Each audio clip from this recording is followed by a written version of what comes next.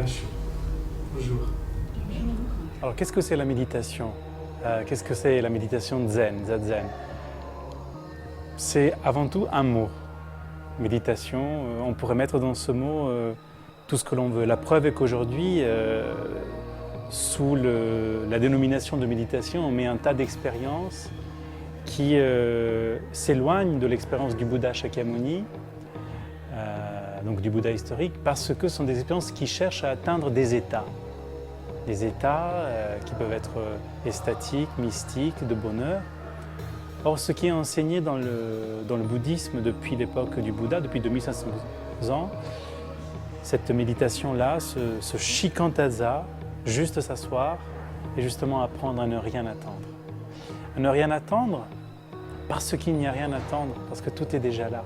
L'objectif, c'est d'être, d'apprendre à être pleinement, silencieusement, sans euphorie, sans choses extraordinaires, mais dans une grande simplicité, parce que de cet état-là jaillit ensuite une vie qui est donnée avec plénitude, puisqu'elle est vécue avec plénitude.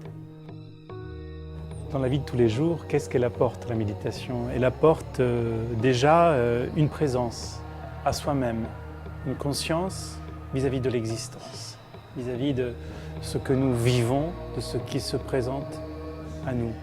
Donc, si on n'a pas conscience de ces choses qui, entre guillemets, vont de soi, comment pouvons-nous prendre conscience de ce qui nous dépasse, de ce qui nous entoure, ce qui nous englobe? Alors, dans la vie de tous les jours, cette pratique, elle apprend à vivre toutes les choses, toutes les expériences, toutes les rencontres, avec plénitude et avec reconnaissance. Voilà ce qu'elle apporte dans le quotidien, cette capacité à trouver le bonheur, l'extraordinaire que nous recherchons tant dans notre société, dans l'ordinaire. Voilà. C'est une pratique qui amène à être profondément épicurien, vivre pleinement les choses, et ce qu'elle apporte de plus pour que tout soit harmonieux, c'est de comprendre que tout ce que l'on vit, le plus merveilleux que puisse être ce que nous sommes en train de vivre, il passe, il part. Et l'expérience d'après, elle sera peut-être tout aussi merveilleuse, si ce n'est pas plus, voire moins, mais elle partira aussi.